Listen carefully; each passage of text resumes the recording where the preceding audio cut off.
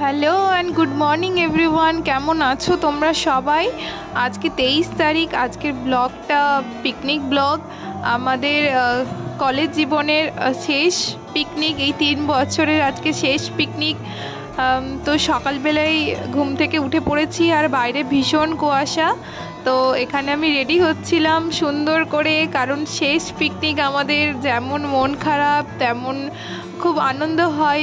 এই পিকনিকটা ভীষণ মিস করব এই পিকনিকের দিনগুলোতে।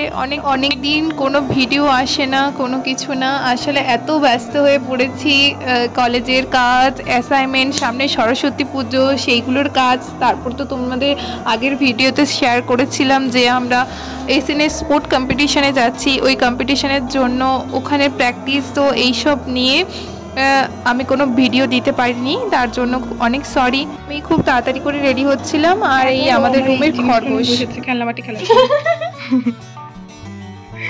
ভালো লাগছে খেতে, খুব সুন্দর লাগছে। আর এখানে সবাই রেডি হচ্ছিল আর আমি সবার রিভিউ নিচ্ছিলাম। আর এই যে আমার সেই কুচকে ক্লায়েন্ট, ও আমার কাছে আইলাইনার করতে এসেছে। মিডিয়াম আছে, টানা যাবে না। আমার ক্লায়েন্টের ডিমান্ড, দেখি কতটা পূরণ করতে পারি। হয়ে গেছে, আমার পছন্দ হয়েছে, চোখ খুলুন। আসলে হস্টেল লাইফের এই মজাগুলো, এই ঠাট্টাগুলোই বোধহয় বেশি করে মনে। তারা হস্টেলে থাকো বা হস্টেল লাইফ কাটিয়ে এসেছো, তারা তো জানোই একটা ভালো রুমমেট পাওয়াটা কতটা ইম্পর্টেন্ট হস্টেলে থাকার জন্য। তো হ্যাঁ, আমি অনেক ভালো ভালো রুমমেটদের পেয়েছি। আর আমি এখানে পুরো রেডি হয়ে গেছিলাম। লাস্ট ইয়ার পিকনিক, ভীষণ মন খারাপ। আমি ভীষণ আনন্দ এখানে তাড়াতাড়ি বেরোতে পারবো। আর মন খারাপ যে এরকম পিকনিক আর পাবো না। Mix complication, mix feeling. আমাদেরকে রেডি হতে বলেছিল 7টার মধ্যে, এখন বাজে 8:05। এর থেকে কি বুঝলে আমি সময়ের ভীষণ দাম। 7টায় বেরোতে বললে এখানে আমরা এখনো 8টায় রেডি হচ্ছি। এখানে আমি সবার সঙ্গে হাসি মজা করছিলাম, ইয়ার্কি মারছিলাম। আসলে ভিডিওগুলো এই জন্যই করা যাতে আমার প্রোফাইলে এই ভিডিওগুলো থেকে যায়। আমি 1 বছর 2 বছর পর যখন এই ভিডিওগুলোকে দেখব, তখন আমার এই ফিলিংটাই আসবে যে হ্যাঁ, একটা ক্লায়েন্ট ও আইলাইনার করতে এসেছে। আচ্ছা, আপনার ডিমান্ড কি? মানে কেমন লাইনার করবেন আপনি? আমাদের ভালো লাগছে। আচ্ছা, ও পুরোপুরি আমার উপর ছেড়ে দিয়েছে, আমি যেটা করবো তাতে খুশি। ঠিক আছে, দেখা যাক ক্লায়েন্টের কতটা বল। খুবই সুন্দর হয়েছে। তাহলে ঠিক আছে। আমার হলে কোথাও বেরোনোর হলে লাইনার বানানোর দায়িত্বটা আমার কাছেই থাকে। ওর আমরা রেডি হয়ে নিচে চলে আসি আর এখানে সবার সঙ্গে হাসি মজা করছিলাম আর ক্যামেরা বন্দি করছিলাম এই মুহূর্তগুলো, যেগুলো আমি একটাও মিস করতে চাই না। আর এই যে এরা হচ্ছে আমার গ্রুপমেট।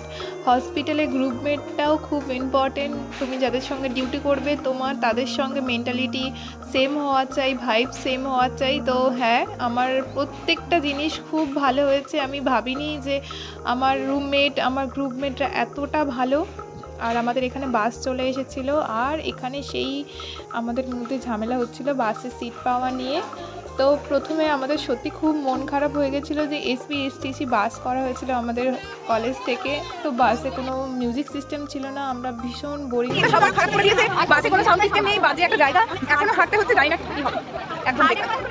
সত্যি কথা, পিকনিক মানেই আমরা যেটা বুঝি নাচ আর গান। সেখানে বাসে কোনো মিউজিক সিস্টেম ছিল না, কিন্তু এই যে রাস্তা থেকে আমরা শুনতে পাচ্ছিলাম যে ওখানে মিউজিক সিস্টেম আছে। তো এই যে আমাদের পিকনিক স্পট, তো সবাই এসে থেকেই নাচানাচি শুরু করেছে। আমাদেরকে চা দিয়েছিল, পকোড়া দিয়েছিল। আর এই যে কাকু এখানে পেয়ারা মাখা, কুল মাখা বিক্রি করছিল। আর সকালের আমাদের টিফিনটা আমাদের রুমেই সবাইকে প্রোভাইড করা হয়েছিল, ওটার ক্লিপ আমি নিইনি। আর এখানেই জোর কদমে পিকনিকে রান্নার প্রিপারেশন চলছে। তো পিকনিকে আমরা কেউই রান্না করি না, ওখান থেকেই সব দেওয়া হয়। আর এই যে আমাদের সিস্টাররা, আমাদের সিনিয়র সিস্টাররা আর ম্যাডাম ছিলেন। আর আমাদের 3rd ইয়ারের লাস্ট পারফরমেন্স।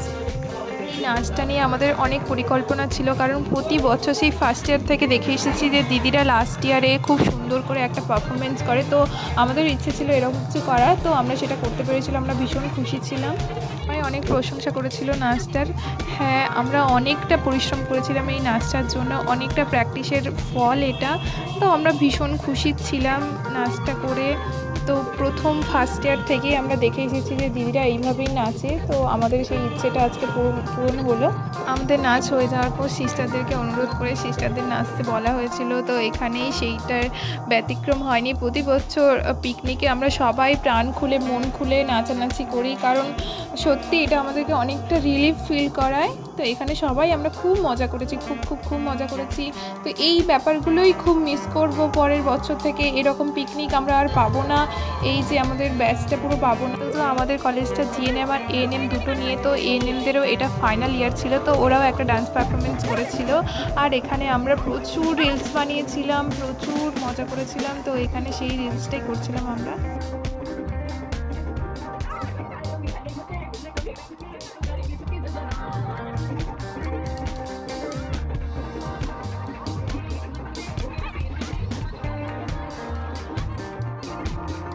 একটা সময় নাচানাচির পর অনেকটা টাইম হয়ে গেছিলো, তাই আমরা চলে গেছিলাম লাঞ্চ করার জন্য। আর আমাদের এখানে বিরিয়ানি ছিল, স্যালাড আর চাটনি, আর মিষ্টিটা সকালে দেওয়া হয়েছিল।